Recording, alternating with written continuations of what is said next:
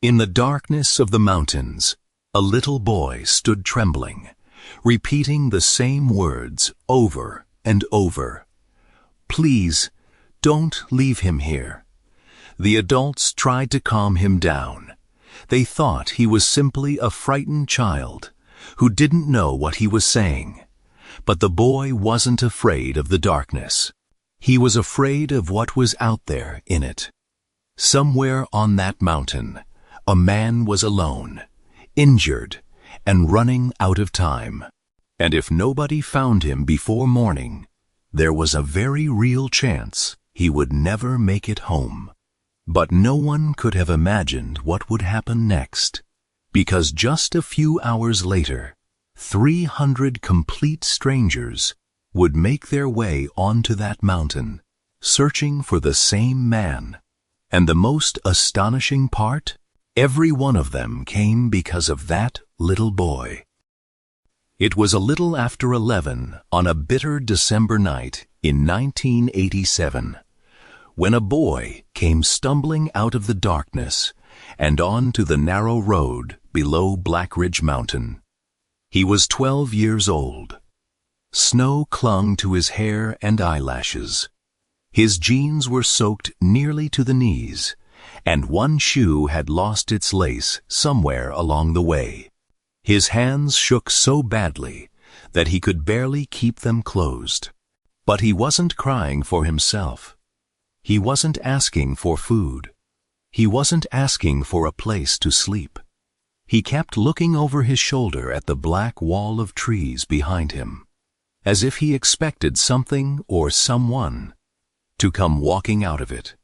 Then he said the same thing again. "Please, don't leave him here."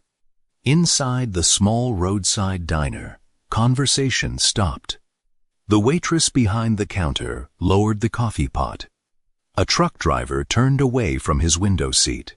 And Walter Hayes, the broad-shouldered owner of the diner, came out from behind the counter.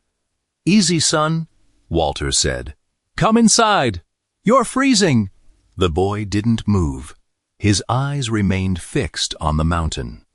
Walter took off his own coat and wrapped it around the boy's shoulders. "Come on." This time, the boy stepped inside. Someone pulled a chair toward the stove.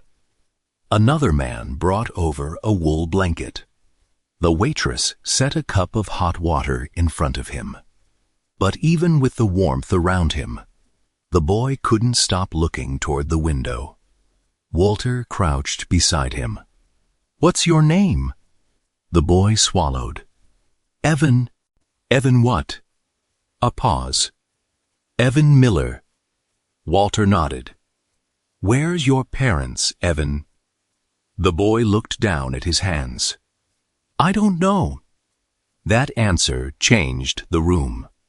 Walter glanced at the others. Nobody spoke. He lowered his voice. "Were you separated from them?" Evan nodded. "Where?" The boy looked toward the mountain again. "Up there." Walter followed his gaze. Then he looked back at him. "You said something when you came in." Evan tightened his grip on the blanket. "About leaving somebody." The boy nodded. "Who?" "A man." "What man?"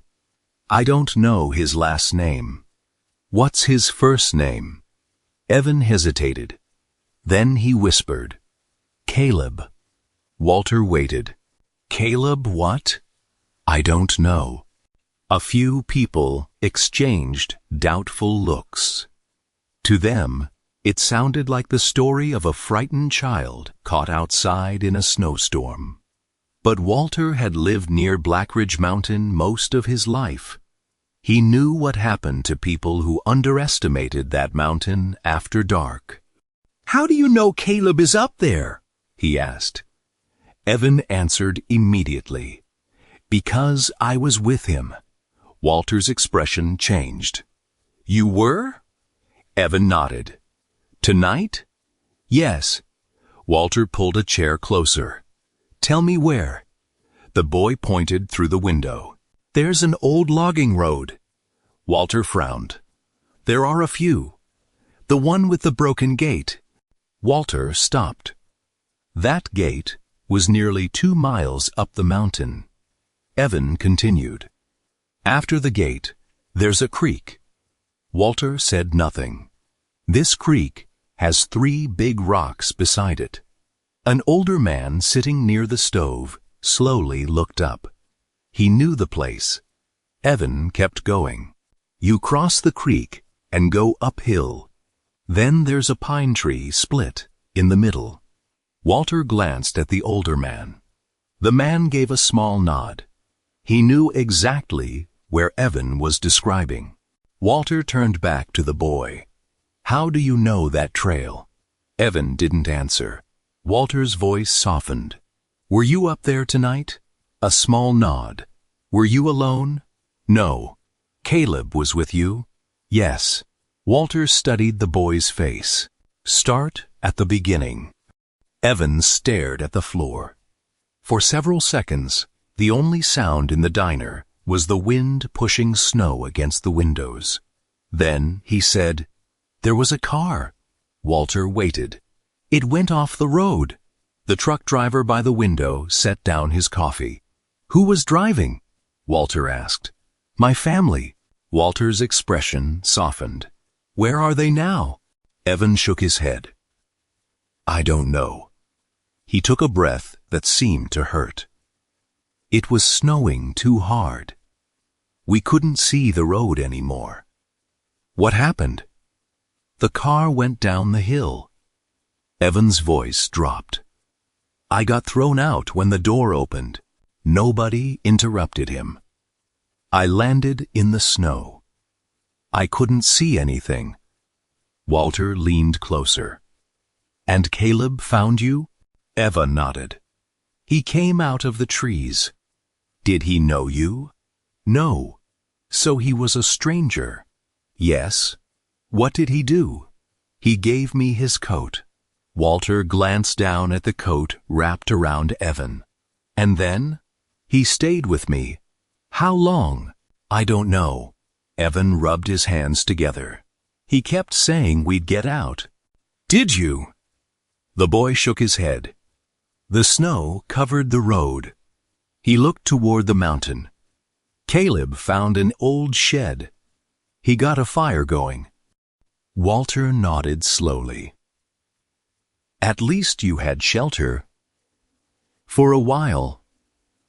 What happened? Evan's face changed. Caleb heard something. Walter leaned closer. What?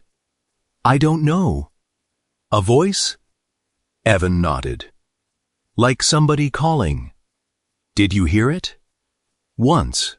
Walter looked toward the others. And Caleb went to find it? Evan nodded. He said somebody might be hurt. What about you? He told me to stay by the fire. Did you? I tried. The boy's eyes filled with tears. But the fire started going out. Walter watched him carefully. Where did Caleb go? Evan pointed toward the mountain. He went higher. Walter frowned. Why? He said there was another way through. Another way to what? I don't know. You didn't follow him. He wouldn't let me. Why? Evan's voice became quieter. He said the snow was getting worse. Walter nodded. So what did you do? He told me to follow the creek downhill. Why? He said there was a road below it. And he was going to follow you? Evan shook his head. He said he'd come after me. Walter waited. Did he? No. How long did you wait? Until the fire went out. The room fell silent again. Walter looked toward the windows. Snow was beginning to blow harder across the road. He knew what the temperature could do to a person trapped in the mountains overnight, especially someone who was already injured. You said Caleb was hurt. Evan nodded. His leg. How bad? He couldn't walk right. Walter stood. One of the men near the counter looked at him. "You thinking about going up?" Walter didn't answer immediately. He looked at Evan, then at the mountain. Finally, he said, "We can't leave a man up there." Evan grabbed his sleeve. "No." Walter looked down. "No? Don't go that way." "Why?" Evan pointed toward the darkness. "He didn't go back to the shed." Walter's face tightened. "Where did he go?" The boy slowly raised his hand. "Higher. Sinzin." Walter stared at him. "Why would an injured man go higher?" Evan looked down. "I don't know."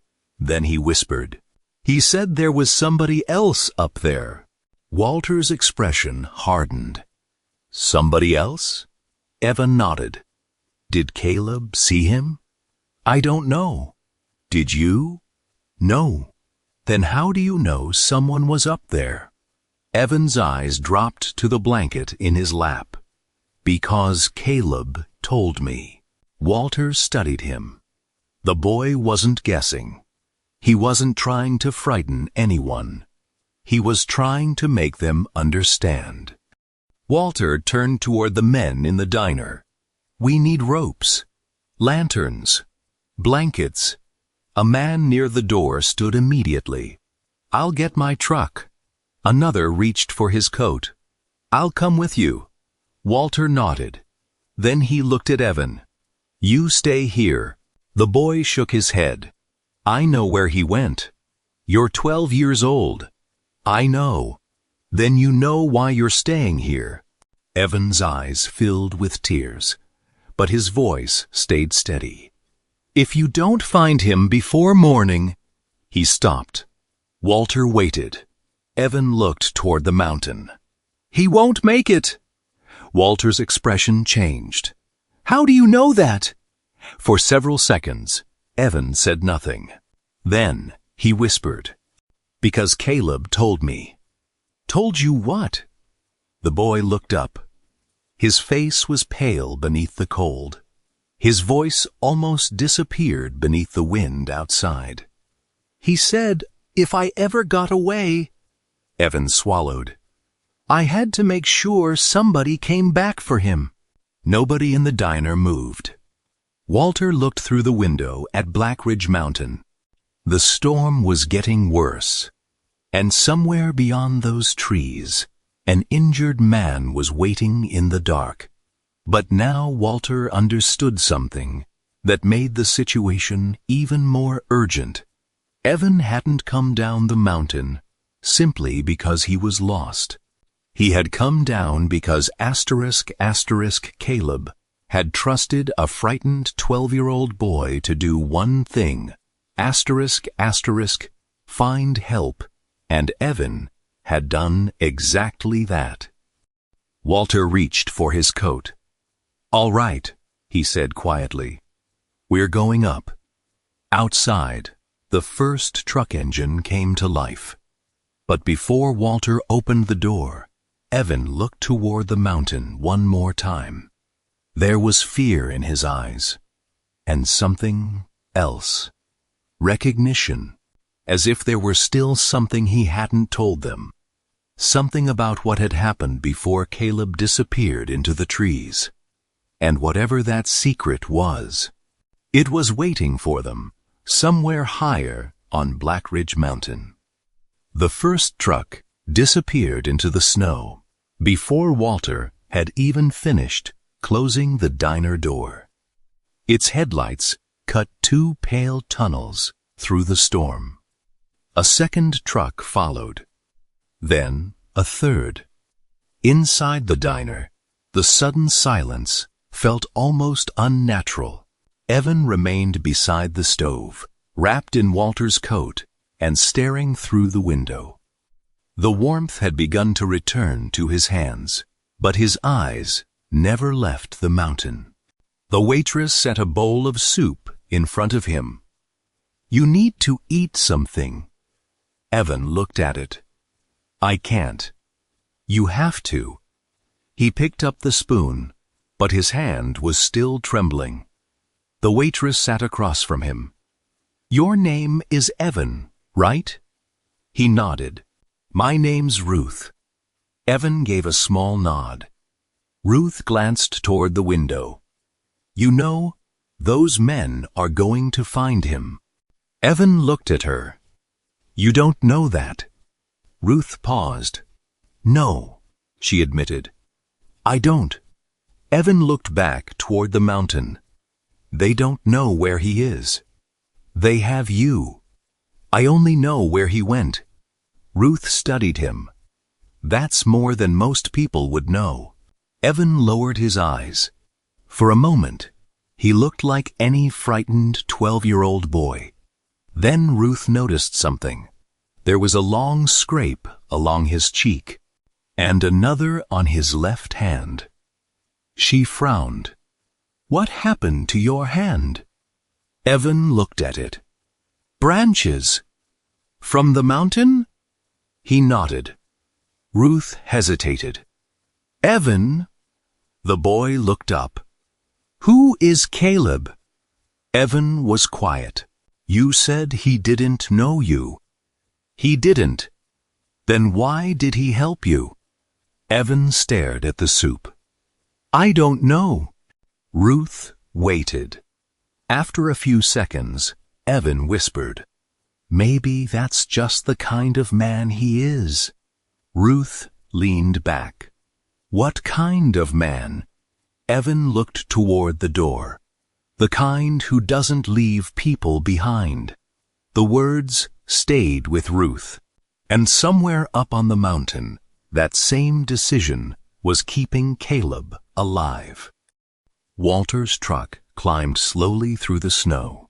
Samuel Reed sat beside him, holding a folded topographic map against his knees. He had spent most of his life around Blackridge Mountain. He knew the old logging roads. He knew where the creek crossed the lower trail, and he knew which parts of the mountain became dangerous after heavy snowfall. But tonight, even Samuel looked uneasy. "You really believe the boy's directions?" Walter asked. Samuel looked down at the map. He knew the broken gate. Walter kept his eyes on the road. He knew the creek. He knew the split pine. And he knew about the upper trail. Samuel nodded. "That's enough for me." Walter was silent for a moment. Then he asked, "What bothers you?" Samuel looked toward the windshield. "The part about somebody else being up there." Walter nodded. "Me too." "You think the boy imagined it?" "I don't know." Samuel folded the map. But if Caleb was injured and still went higher, he had a reason. The truck pushed forward. Snow struck the windshield. Faster now. Walter slowed. How long before the mountain becomes impassable? Samuel looked at his watch. If this keeps coming down, he looked toward the dark trees. Maybe another hour. Walter tightened his hands around the steering wheel.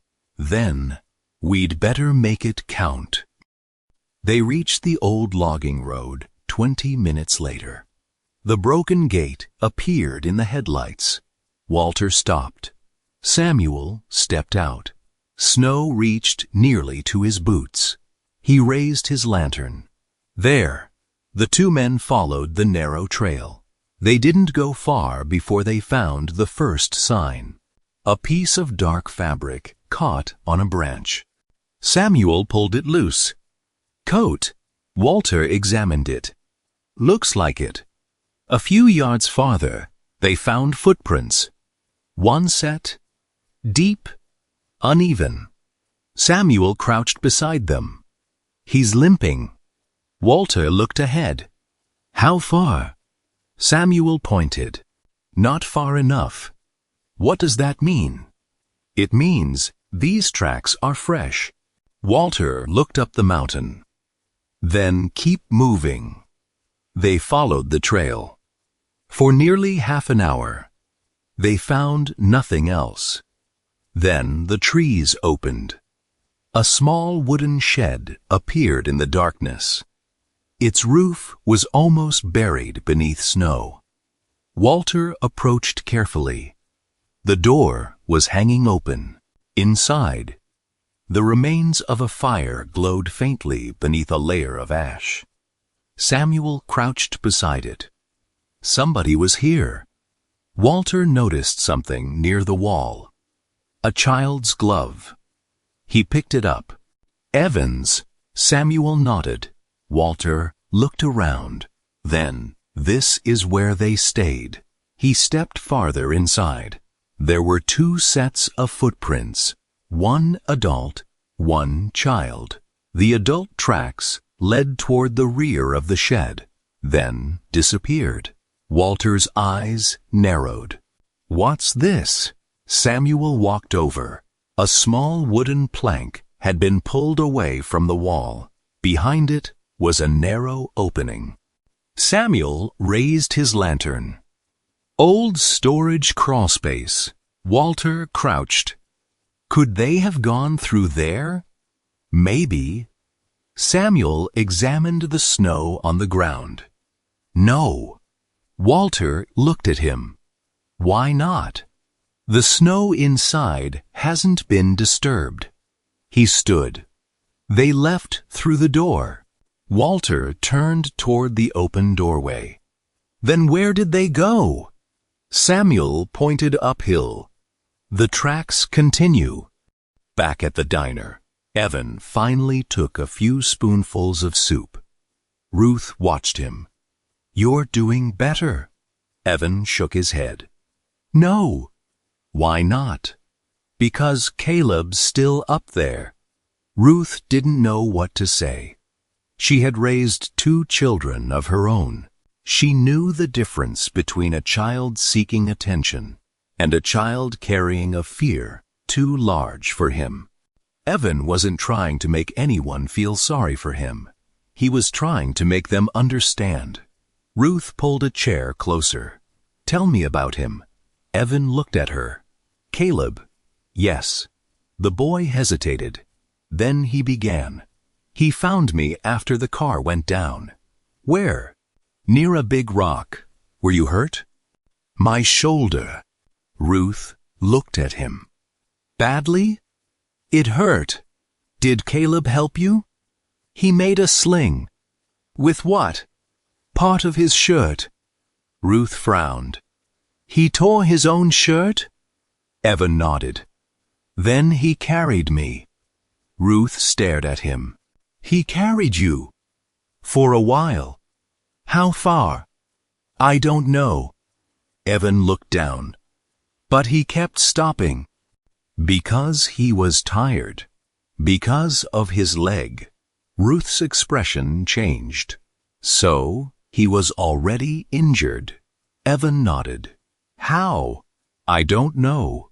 Did you see what happened? No. Ruth waited. Evan continued. He didn't complain. What did he say? That we had to keep moving. Why? He said the mountain wasn't safe. Ruth looked toward the window. What wasn't safe? Evan shook his head. I don't know. Ruth was quiet. Then she asked, When did you first hear the other voice? Evan's spoon stopped halfway to his mouth. I didn't. Ruth frowned.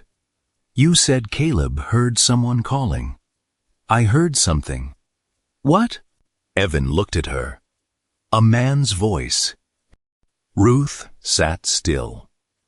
What did it say? Evan's face tightened. I couldn't understand it. Was it close? No. Far away? Yes.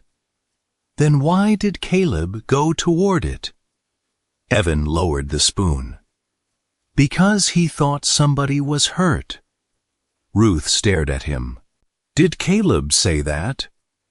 Evan nodded. He said nobody should have to wait alone. Ruth felt a chill that had nothing to do with the weather. She looked toward the mountain again. Walter and Samuel reached the creek. The water was moving beneath a thin layer of ice.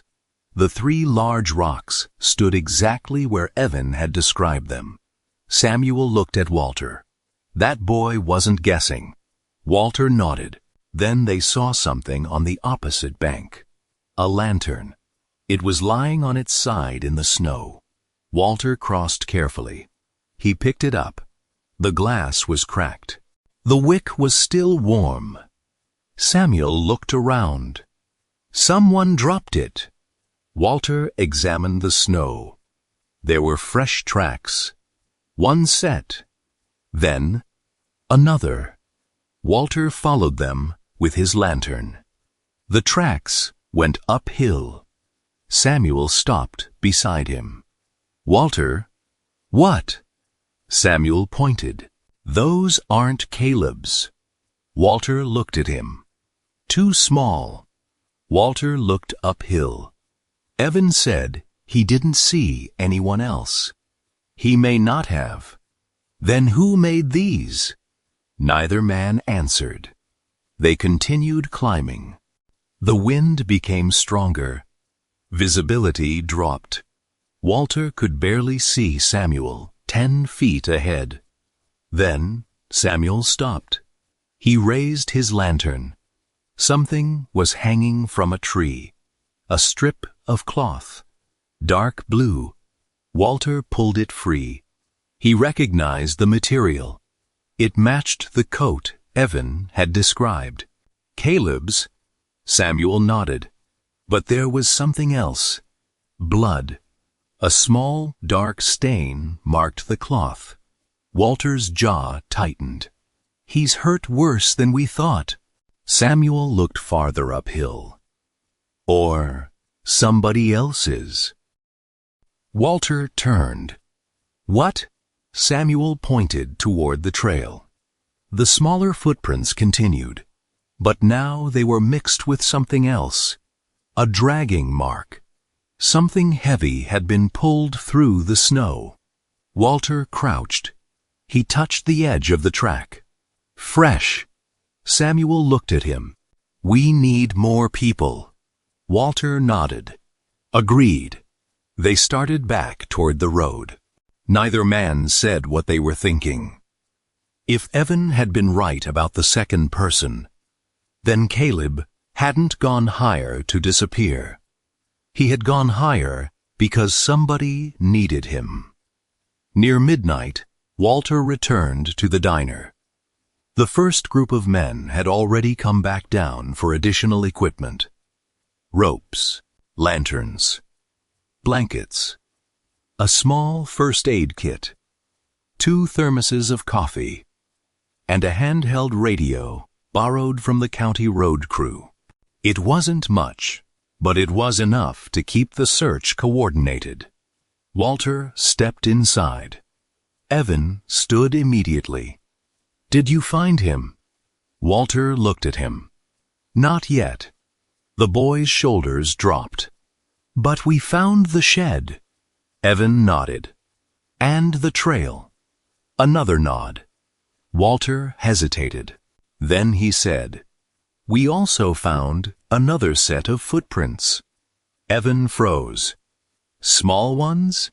Walter looked at Samuel, then back at the boy. Yes. Evan's face went pale. Daniel. Walter frowned. Who is Daniel? Evan didn't answer. Evan? The boy stared at the floor. I don't know. You just said a name. Evan's eyes filled with tears. I shouldn't have. Walter crouched in front of him. Who is Daniel? The boy looked toward the mountain. Then he whispered. Caleb told me not to talk about him. Walter's expression changed.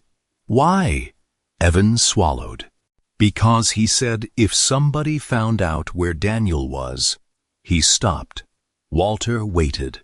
Then they might go looking for him. Walter looked at Samuel. Why would Caleb not want anyone looking for a missing boy? Evan shook his head. That isn't what he meant. Then what did he mean? The boy finally looked up.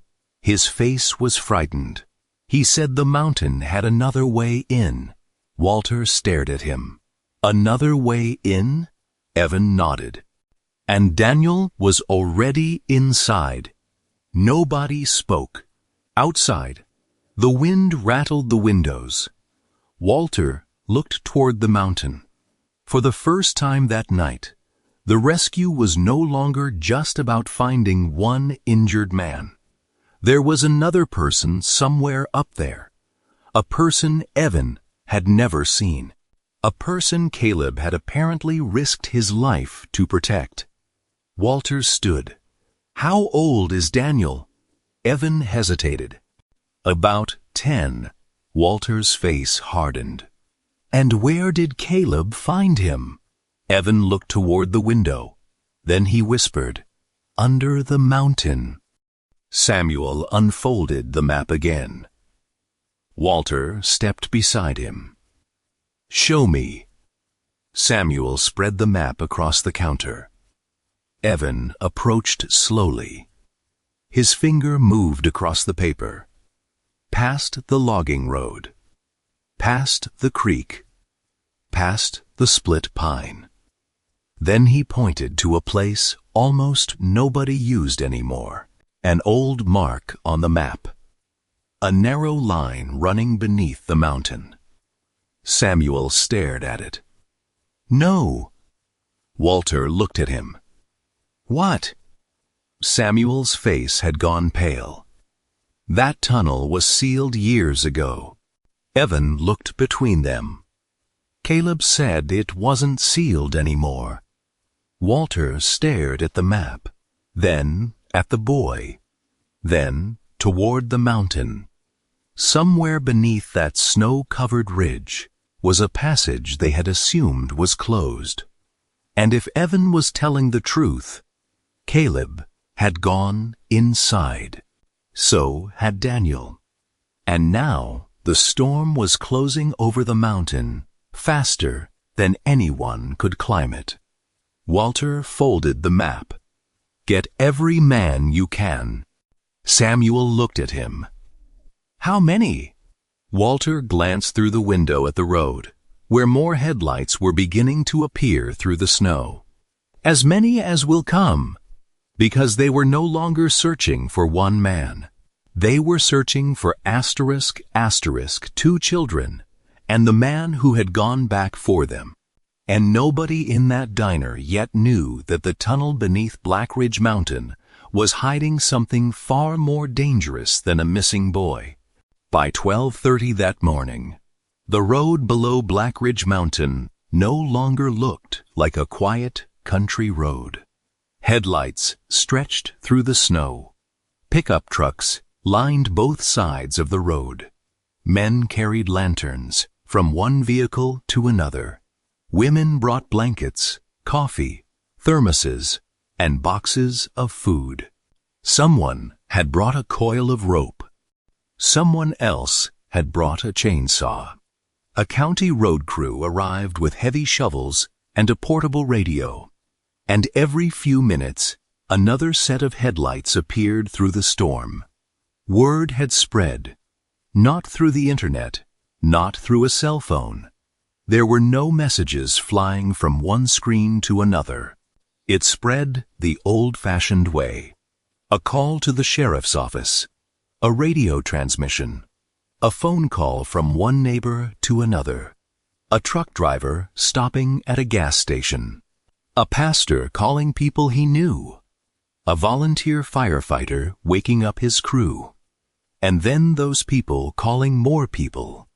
Someone was missing on Blackridge Mountain. Then someone said there were 2 children. Then another report came in that an injured man had gone back for them. By 1 o'clock, nobody knew exactly how many people were involved.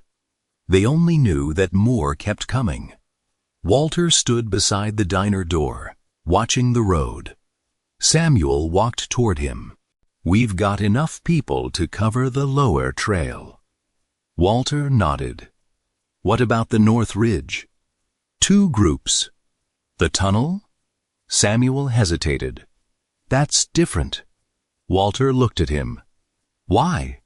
Because nobody knows what's still standing down there. He unfolded the old map again. The tunnel was built years ago when they used that part of the mountain for logging equipment. Why was it sealed? Rockslide. When? Long time ago. Then how did Caleb get inside? Samuel looked toward the mountain. I don't know. Walter glanced back through the diner window. Evan was sitting near the stove. He had barely spoken since hearing about the tunnel. Walter walked inside. The boy looked up. Are they going? Yes. To the tunnel? Yes. Evan stood. I need to show them. Walter shook his head. No. I know where the entrance is. You've already been through enough. I can show you. Walter crouched in front of him. Evan, listen to me. That mountain is dangerous enough for grown men. Evan looked toward the window.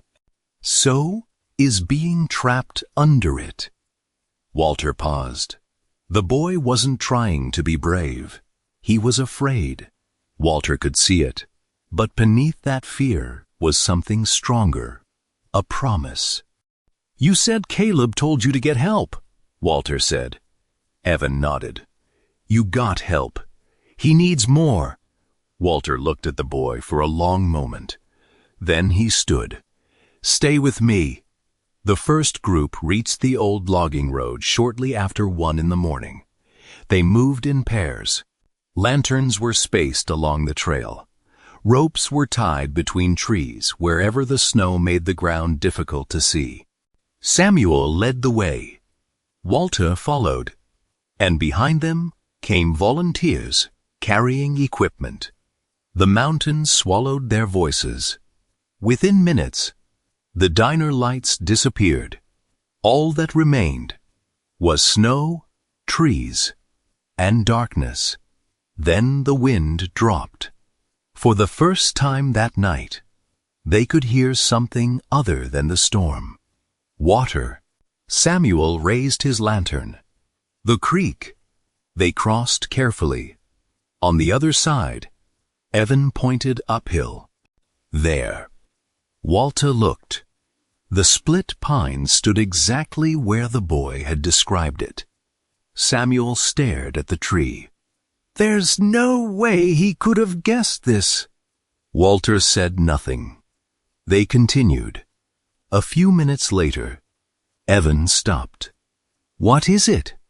Walter asked. The boy pointed toward the snow. A dark object lay half buried beside a rock. Walter picked it up. A man's glove. Evan stared at it. Caleb's. Walter turned it over. The inside was stained with blood. Evan's face tightened. He was bleeding. Walter nodded. He may have been for a while. The boy looked uphill. Then we have to hurry. They did. The trail became steeper. The snow reached their knees in places. The volunteers moved slowly. Some carried shovels. Others carried rope. 2 men carried a stretcher between them. A third carried a medical bag. No one spoke unless necessary. Then, from somewhere farther up the mountain, came a faint sound. 3 sharp knocks. Everyone stopped. Walter raised his lantern. Did you hear that? Samuel nodded. Again, 3 knocks. Then, silence. Walter shouted, Caleb! Nothing. He shouted again. Caleb! A faint answer came from somewhere ahead. Not words, just a dull sound against stone. Samuel looked at Walter. The tunnel. They moved faster. The entrance was almost impassable to see. Snow had covered most of the old structure.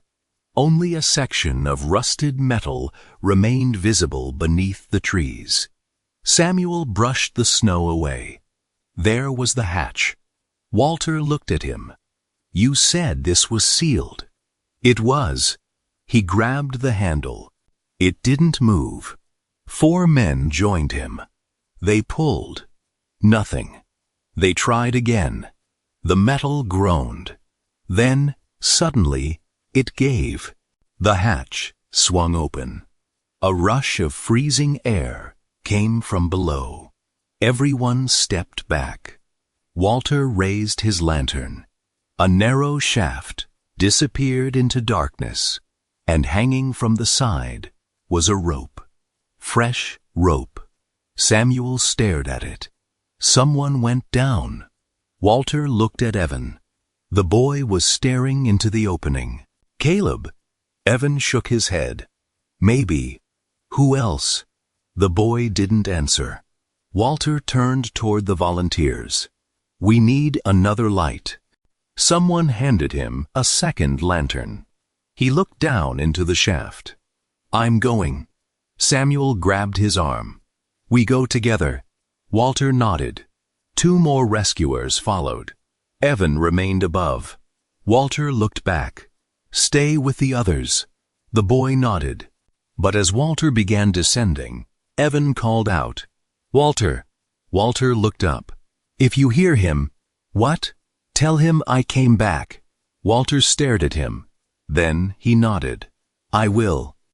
The shaft dropped farther than expected. At the bottom was a narrow stone passage. The walls were wet. Water dripped from the ceiling. The air was colder than outside. Walter moved slowly. Samuel followed. The 2 rescuers stayed behind them.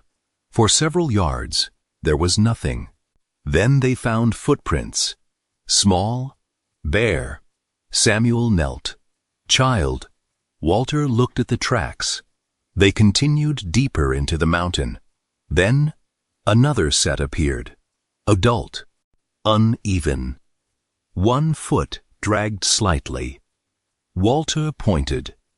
Caleb. Samuel nodded. They followed. The tunnel narrowed. The ceiling dropped. At one point, they had to turn sideways to pass. Then they saw something lying on the floor. A flashlight. Old-fashioned. Still warm. Walter picked it up. Someone was here recently. Samuel pointed farther ahead. There was a wall of fallen rock. The passage was blocked. Walter's heart sank. Dead end. Samuel examined the stones. Not necessarily. Walter looked at him. What do you mean? Samuel pointed toward the top. Look. A narrow gap. Air was moving through it. Walter raised his lantern. Beyond the rocks was darkness. He called out, Caleb. Nothing. Again. Caleb. Silence. Then, a faint sound. Walter froze. Did you hear that? Samuel nodded. Walter moved closer. He pressed his ear against the stone. At first, nothing. Then, he heard it. A voice. Very faint. Very far away. Help! Walter stepped back. He's alive! One of the rescuers smiled. We found him! But Samuel didn't smile. He was looking at the ceiling. What? Samuel pointed. The passage is unstable. Walter looked upward. Small pieces of stone were already falling. We can't dig through this. How long? Samuel shook his head. If that ceiling comes down, we lose the whole passage. Walter stared at the blocked tunnel. Somewhere beyond those rocks was Caleb, and perhaps Daniel, but they couldn't reach them from this side. Walter turned. We need another entrance. Samuel nodded. There may be one. Where? North side. How far? Samuel unfolded the map. 2 miles. Walter stared at him. Through this storm. Yes. Walter looked toward the blocked passage, then toward the narrow tunnel behind them. Get the word out. The message moved quickly. The north side needed volunteers. More lanterns, more rope, more shovels, more people. And they came. By 2 o'clock, the number had climbed past 100. By 2:30, it was closer to 200. By 3, the road was packed. People who had never met Caleb were asking where to go. People who had never seen Evan were carrying blankets for him. A farmer brought a tractor. 2 hunters brought climbing rope. A group of volunteer firefighters brought extra lanterns. A retired logger arrived with an old map of the mountain. A church group showed up with coffee and sandwiches. Nobody asked who was going to pay them. Nobody asked how long it would take. They had heard that a man was trapped. They had heard there were children involved. That was enough. Walter stood beside the road as another truck pulled in. An older woman climbed out carrying a basket of food. "Where do you need this?" Walter pointed toward the volunteers. "Over there." She nodded and walked away. A young man stepped out of another truck. "I heard you need people on the North Ridge." "We do. I know the area." "Then get with Samuel." He nodded and left. Walter watched them. He had expected a rescue. He hadn't expected a community. Inside the diner, Evan sat beside the window. Ruth brought him another cup of hot chocolate. "You've got quite a crowd out there." Evan looked at the road. "How many?" "I don't know." "Is Walter with them?" "Yes." "Samuel?" "Yes." Evan nodded. Then he looked toward the mountain. Ruth sat beside him. "You're worried about Caleb?" "Yes." "Tell me something." "What?" "Why do you trust him so much?" Evan thought about it. Then he answered, "Because he didn't have to help me." Ruth said nothing. "He didn't know me." The boy looked down at his hands. He could have walked away, but he didn't. Evan shook his head. He stayed. Ruth smiled faintly. "That matters." Evan nodded. "He told me something." "What?" "He said people don't always get a second chance." Ruth frowned. "What did he mean?" Evan looked toward the mountain. "I don't know." Then he remembered. He said he'd already made one mistake. Ruth turned toward him. "What mistake?" Evan was silent. Before he could answer, the diner door opened. A man stepped inside. He was covered in snow. Walter's deputy. He looked exhausted. "Walter wants the boy." Evan stood immediately. "Why?" The deputy hesitated. "They found something." Minutes later, Walter stood beside a pickup on the North Ridge. Samuel held a lantern over the ground. There were footprints, dozens of them. But that wasn't what Walter was looking at. It was a child's mitten, red, buried beneath the snow. Samuel picked it up. Small enough for Daniel. Walter looked around. "Where did you find it?" "Near the old ventilation shaft." Walter's eyes narrowed. "Ventilation shaft?" Samuel nodded. The tunnel had more than one opening. He unfolded the old map. There, a faded line ran from the lower tunnel toward the northern ridge. Walter stared at it. If the shaft is open, then someone inside could come out here. Walter looked toward the mountain. And if Caleb went in from the other side, he may have been trying to reach this entrance. Walter understood. Caleb hadn't simply disappeared. He had been looking for a way to get the children out. Then Samuel noticed something else. A second object lay beneath the snow. A small piece of paper. Walter picked it up carefully. Most of the ink had washed away. Only a few words remained. Asterisk, don't come after me. Walter stared at the message. Samuel looked at him. Caleb. Walter shook his head. No. Then who? Walter looked at the handwriting. He didn't know, but Evan might. They brought the paper back to the diner. Evan stared at it. His face changed immediately. You know it? He nodded. Whose writing is that? Evan didn't answer. Walter crouched beside him. Evan.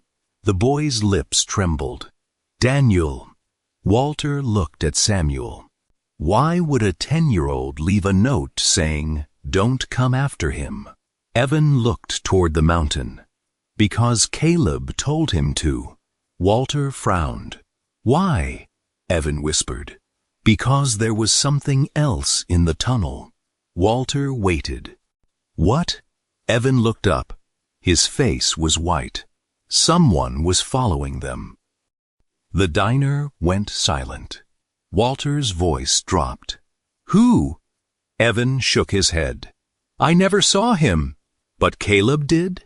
Yes. Who was he? I don't know. Then why was Caleb afraid? Evan looked down. Because he said that man wasn't trying to find Daniel. Walter's expression hardened. What was he trying to do? Evan's eyes filled with tears. He was trying to keep him from getting out. No one spoke. Outside, another truck pulled onto the road. Then another. And another. The search had now grown far beyond the few men who had first left the diner. By dawn, there would be hundreds on Blackridge Mountain. But Walter had just learned something that changed the rescue completely. They weren't simply racing the cold anymore. They were racing whoever had sealed Daniel inside that mountain. At 3:30 in the morning, the count passed 300. Nobody had planned it. Nobody had organized some grand gathering. They simply kept coming. 300 strangers, men and women from farms, nearby towns, church groups, volunteer departments, logging camps, and roads miles away. Some had never even heard of Caleb before that night. But now they were standing in the snow with lanterns in their hands, waiting for instructions, waiting to search, waiting to bring somebody home. Walter looked across the crowd. Then he looked at Evan. The boy stood beside him, staring at the mountain. Walter placed a hand on his shoulder. We're going to find them. Evan nodded, but he didn't look relieved, because he knew something Walter didn't. Caleb hadn't told him to be afraid of the mountain. He had told him to be afraid of asterisk, what was inside it. Asterisk, and somewhere beneath Blackridge Mountain, Caleb was still alive. So was Daniel, but the people searching for them had no idea how much time they had left. Because the old tunnel was beginning to collapse, and when the first section of ceiling came down, the only path to Caleb disappeared with it. For several seconds, nobody moved. The sound of the collapsing tunnel still seemed to echo beneath the mountain. Walter stared at the fallen rock. Samuel lifted his lantern. Dust hung in the cold air. Then, from somewhere beyond the collapse, came a sound. 3 knocks. Walter froze. He looked at Samuel. Did you hear that? Samuel nodded. Walter stepped closer to the rocks. Caleb. Nothing. He waited. Then, 3 more knocks. Walter's face tightened. He's alive. Samuel nodded. But we can't get through here. Walter looked at the wall of fallen stone. How long would it take? Samuel studied the ceiling. If we start digging from this side, he shook his head. Too long. Walter looked toward the north ridge.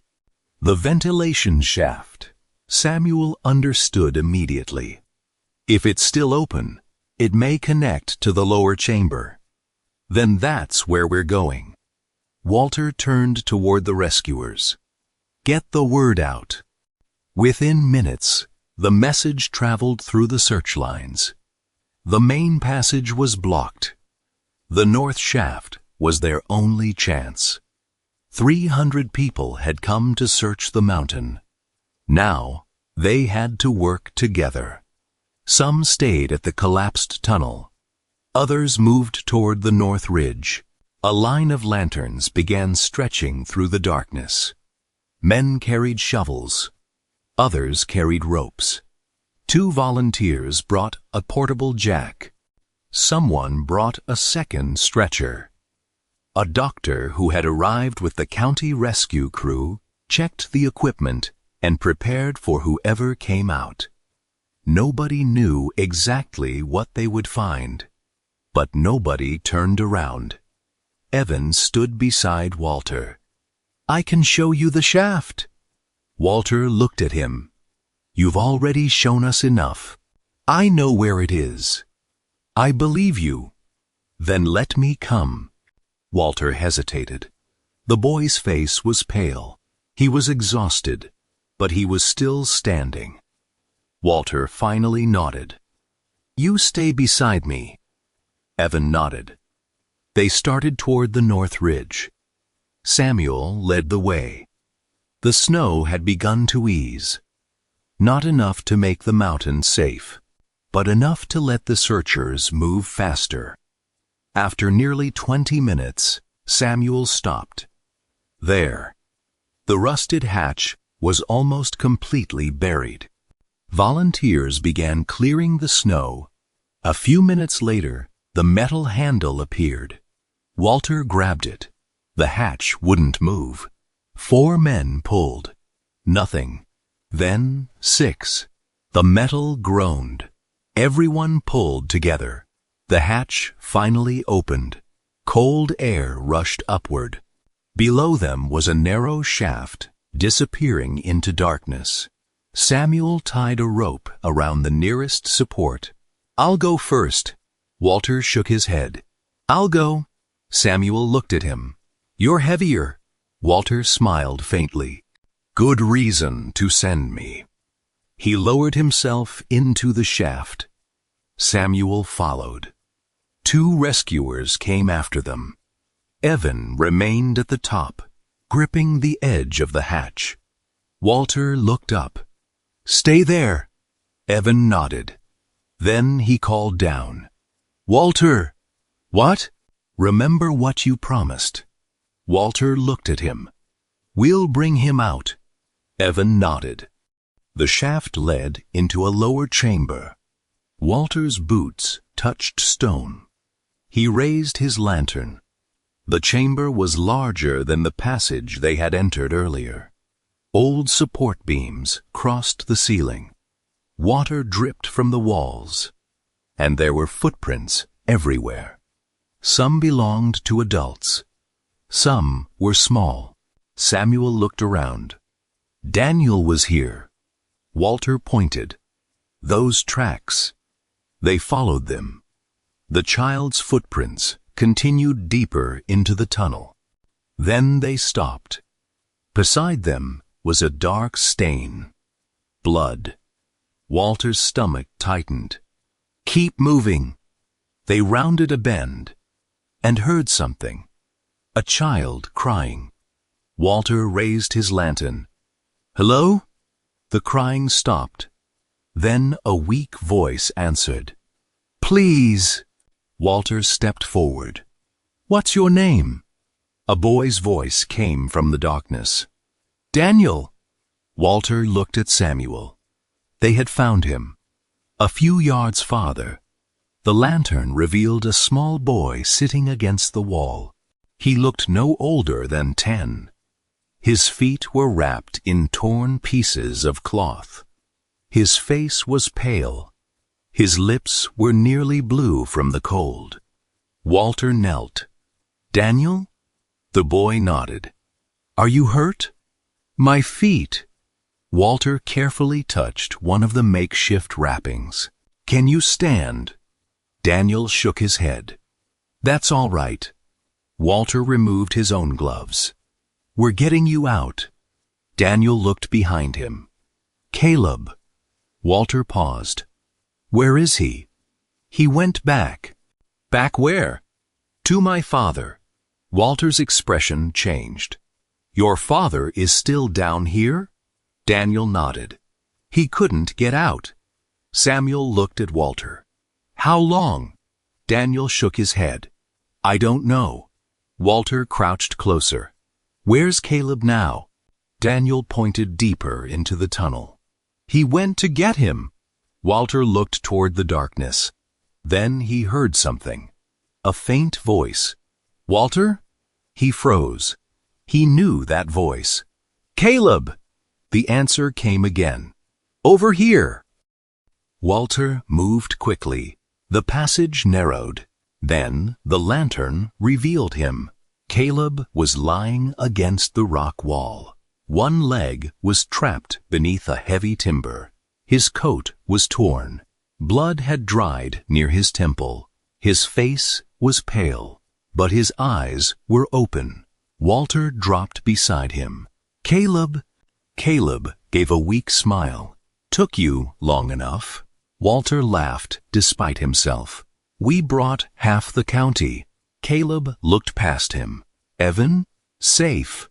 Caleb closed his eyes. Relief crossed his face. "Good." Walter looked at the trapped leg. "How long have you been here?" Caleb shrugged. "Long enough." "Can you feel your leg?" "Some of it." Walter looked at Samuel. "We need to get this beam off him." Samuel examined the timber. "We'll need the jack." The rescuers brought it forward. They positioned it carefully beneath the beam. "On 3," Samuel said. The first attempt failed. The timber barely moved. Caleb closed his eyes. Walter leaned toward him. "Stay with me." "I am." "Keep talking." "About what?" "Anything." Caleb thought for a moment. "Coffee." Walter laughed. "Coffee? Strong coffee. You're thinking about coffee right now?" "Best thing in the world." Walter shook his head. "You're going to get some." Caleb opened one eye. "Promise?" "Promise." They tried again. The jack groaned. The timber lifted. Just enough. One rescuer pulled Caleb's leg free.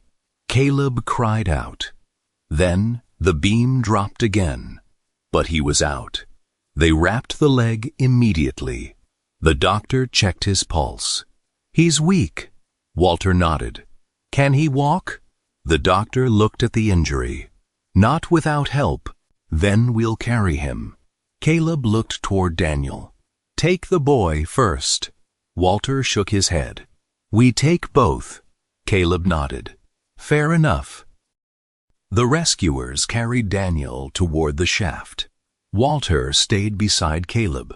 Every few yards, they stopped. The tunnel was becoming less stable. Small stones fell from the ceiling. Water ran across the floor. The mountain seemed to be reminding them that it wasn't finished with them yet. Then came a deep rumble. Everyone stopped. Samuel looked upward. "Move!" They moved faster. Another crack echoed through the passage. A section of ceiling collapsed behind them. Dust filled the tunnel. Walter shouted, "Keep going!" The rescuers pushed toward the shaft. Daniel was carried first, then Caleb. Walter climbed after them. One by one, the rescuers emerged into the morning air. Daniel was wrapped in blankets. A medic knelt beside him. Then Caleb appeared. The crowd went silent. 300 people had been waiting on that mountain. Some had been searching for hours. Some had walked miles. Some had never met the man they had come to find. But when Caleb emerged alive, nobody needed an explanation. They knew why they were there. A stretcher was brought forward. Caleb was placed on it. Then he looked across the crowd and saw Evan. The boy stepped forward. For a moment, neither of them spoke. Then Caleb smiled. "You came back," cinching. Evan's eyes filled with tears. "I told them you were still up there." Caleb nodded. "I knew you would." Evan walked closer. "I thought I left you." Caleb reached for his hand. "You didn't leave me, but I went away. You went for help. I was scared." "I know." Evan lowered his head. "I thought you were going to die." Caleb squeezed his hand. "So did I." Evan looked up. Caleb smiled faintly. "But you didn't let me die alone." The boy began to cry. Caleb pulled him closer. "You got me home." Evan leaned against him, and for the first time since he had stumbled out of the mountain, the boy stopped looking back. Walter stood a few feet away. Samuel joined him. The two men watched the crowd. Samuel looked at the road. 300. Walter nodded. "Maybe more." Samuel shook his head. All for a man most of them had never met. Walter looked toward Evan. "No." Samuel glanced at him. Walter nodded toward the boy. "They came because of him." Samuel smiled. "That's what I was thinking." Walter watched people begin packing away ropes and lanterns. Some were already leaving. Others were helping clean up the road. Nobody asked for anything. Nobody expected anything. They had simply heard that someone needed help. And they had come. A little later, the first gray light of morning spread across Blackridge Mountain. The storm had finally weakened. Snow covered the trees. The mountain looked almost peaceful. It was hard to believe what had happened there only hours earlier. Evan sat on the back step of the diner with a cup of hot chocolate between his hands. Walter sat beside him. "You know," Walter said, "you never told me something." Evan looked over. "What? How did you know Caleb was still alive?" Evan stared into the cup. "Because he promised." Walter smiled. "Sometimes that's enough." Evan was quiet for a moment. Then he said, "I was scared." "I know. I didn't want him to die alone." Walter looked across the road. Hundreds of people were still visible in the morning light. "You weren't the only one." Evan followed his gaze. For the first time, he seemed to understand the size of what had happened. He had walked into that diner alone. He had been cold, frightened, exhausted, and all he had asked for was help. But his request had traveled farther than he ever could have imagined. From one diner to one road, to one mountain, until 300 strangers were searching through the snow for a man they had never met. Walter looked at the boy. "You did something important last night." Evan shook his head. "I just asked them not to leave him." Walter nodded. "Sometimes that's all it takes." Evan looked toward the mountain one last time. The same mountain that had frightened him in the darkness now stood quietly beneath the morning sky. Somewhere below, it was the tunnel, the broken beams, the abandoned road, the places where people had disappeared. But Evan wasn't looking at any of that. He was looking at the road where Caleb was being taken toward the hospital. Alive, because one man had refused to leave a frightened child behind. And then one frightened child had refused to leave that man behind. That was how the rescue had begun. Not with a siren, not with a radio, not with hundreds of trained rescuers. It began with a 12-year-old boy walking out of the darkness and asking strangers for one simple thing. Please, don't leave him here. Asterisk, asterisk. And before morning was over, 300 strangers had answered him. Not because they knew Caleb, not because they knew Evan, but because, for one cold December night, they remembered something that is easy to forget. When someone is lost in the dark, you don't always need to know their name to go looking for them. Sometimes you just need to know that they're still out there, and that someone is waiting for you to come back. Some stories end with answers. The ones that matter most begin with understanding. If this story touched your heart, don't forget to like, share it with someone who needs it, and subscribe for more Untold stories. Until our next Untold story, take care.